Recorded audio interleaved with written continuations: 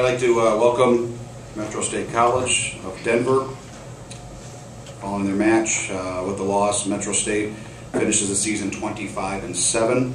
The Roadrunners making their 18th appearance in the NCAA tournament. It's just their second loss in their last 17 matches since the early part of October. With us, with head coach Debbie Hendricks, the student athletes Lisa Jones and Knock Fan. And we'll open up to questions here shortly, but we'll have some opening statements by head coach Debbie Hendricks. Coach. Well, I just can't say enough about how hard I thought our team fought tonight. We did a lot of things exceptionally well. Concordia just did them a little bit better. And, you know, we knew going into it that you know, if we let them be in system, that they just have too many weapons, and they were in system a lot tonight. At times we served tough enough to break them down a little bit, and that gave us our opportunities. But even when they were in system, I thought our defense was just fantastic, kept a lot of rallies going, and we just didn't win enough of the long rallies, and we didn't break them down in serve receive nearly enough. So, you know, again, I can't say enough about our team and the way we played, but likewise I can't say enough about Concordia and the effort they gave tonight. They just played a fantastic match. All right, thanks, Coach. Okay, we'll open up the questions to the media. Again, just state your name and affiliation if you can, and Coach and the student athletes, please speak into the mic when questions asked. Adam Henning with SMSU Athletic Communications. Why is this Concordia team so tough to beat, and what is the biggest challenge they bring to the table each night? You know, I think the biggest thing is a lot of balls that would normally be down. You take big swings and those balls would normally be down against most opponents and maybe be up against a few opponents. They're up and they're in system against Concordia. You know, it's a little bit demoralizing to take huge swings and they're just bringing that ball back in system. And you know, that's, I think, been their trademark for quite a while now. So, you know, literally, we talked about before the match, the only way that we had a chance to beat this team was to disadvantage them. And we did that at times. We had them back on their heels at times, but just not enough.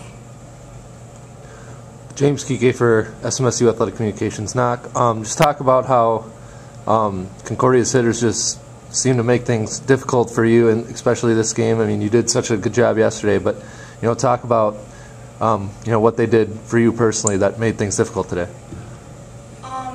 They're passing really well most of the night, and they're in system pretty much all the time, and they're firing on all cylinders as well, and that makes defense a lot harder to read.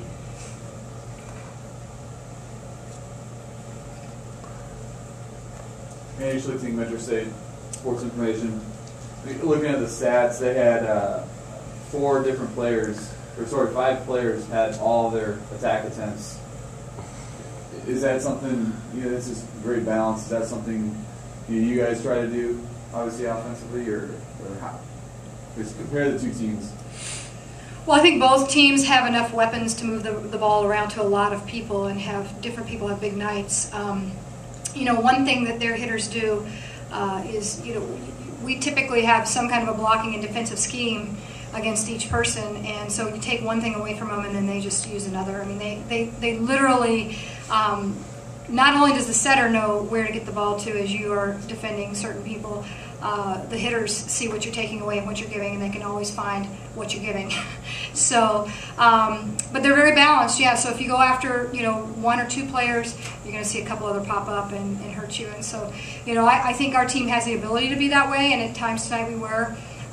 Again, they were just a little better at it than we were. Stephen Batcher, CU Sports Information. What did you guys do well, like the first set, a little bit into the second set, to hold them down? They only hit 226 in the first set, and then they hit over 400 in the rest of the sets. So just kind of talk about what you did well there. We served really tough, and I think that they were out of system quite a bit. And you know, even they gave us 10 unforced errors, which you're not going to get that. I told the team between games 1 and 2, I said that's the last game you'll see where they'll give you that many unforced errors. But you know, we were able to break them down a little bit. Had we been able to do that for 3 games, we might have won the match tonight. But they cleaned things up on their side, and again, you know, big swings by our hitters came back in system, and that's tough over the course of an entire match. It's tough to beat. Jenny Greer, Commercial Independent. for Lisa. After that kind of pivotal third game where that was a really close match at the end there, what was the feeling on the court coming out game 4? It seemed like you came out a little bit flat, but they came out with so much momentum after that game. What was the feeling as a team? We just kind of wanted to come back, start things, get things rolling on our side, and they did come out strong, and we might have stepped back a little bit too much, but I think we kind of took a bigger look at the big picture and then realized that we were still in the match and that we just wanted to take it one step at a time because that's all you can do.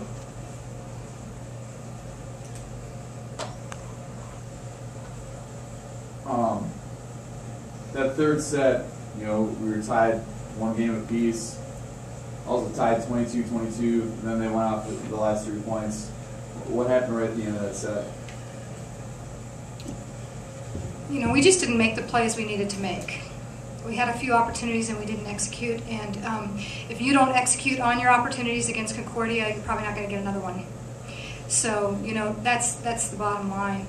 Our team used the word yesterday, resilient. And, I think in response to the previous question, I don't know that I've ever coached a team that was more resilient than this one. And a team makes big runs on you. And as a coach, I got used to it this season where I knew that we'd probably make a run back, that we weren't going to get down. And even after we lost that third game and started slow in the fourth, I had a feeling that they'd make a little bit of a push, and they did, but it just wasn't enough tonight.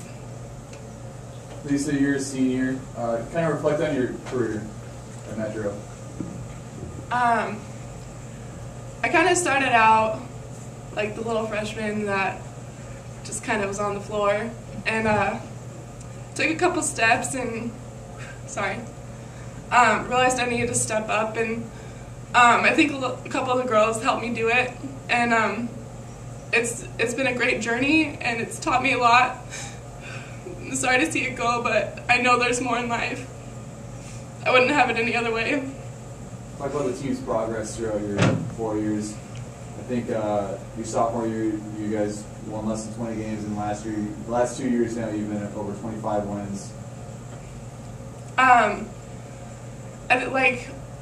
We've always come in talking about our mentality and being able to work hard and push through situations. My sophomore year we had a lot of freshmen, and so even myself coming as a freshman, I was just kind of there to play. I didn't exactly know what was going on or really how to play the game, if you will. But then as you get older, you start to see why certain things work, and I think as we matured is when the wins started coming, and when we started working together and realizing that it's not just about one person having one big night. It's having the whole team to come together, and I think as time went on, that's what we got better at doing.